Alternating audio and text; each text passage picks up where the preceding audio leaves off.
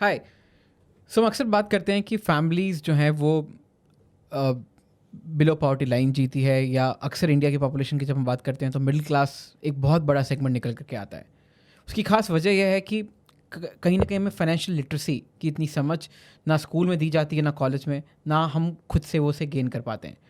तो ये बहुत ज़्यादा इंपॉर्टेंट है कि आप अपने फाइनेंसेस को समझें, आप कहाँ खर्च कर रहे हैं, क्या आपकी नीड्स हैं, क्या आपके वांट्स हैं, आप उसे समझें और accordingly you start budgeting. So for example, let's say आपकी जो ज़रूरतें हैं मंथली वो 30,000 रुपये महीने की है।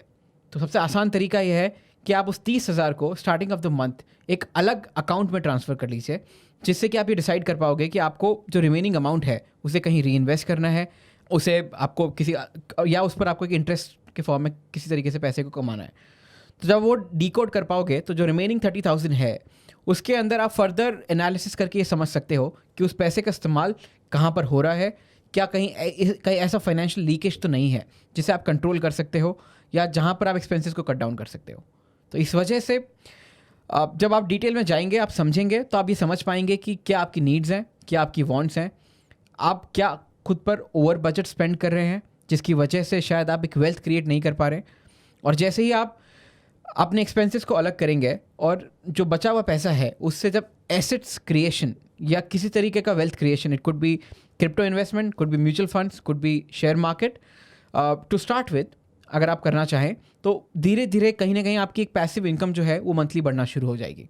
And the moment your passive income is more than the expenses, you will be out of rat race, and that is where the real wealth game starts to begin. So I would say, start understanding your own finances, know where you're spending, and then start putting caps.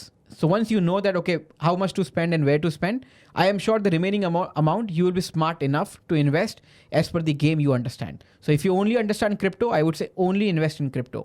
If you understand share market, invest in share market. If you understand mutual funds, invest in mutual funds. I would say, do not invest out of FOMO, that my friends are investing, so I should. There is no should when it comes to investment. So don't buy shares out of fear of missing out. Only buy once you understand the game or you're willing to understand the game. So I would say that this is where, and this is how, as a generation, we'll be able to build a wealth.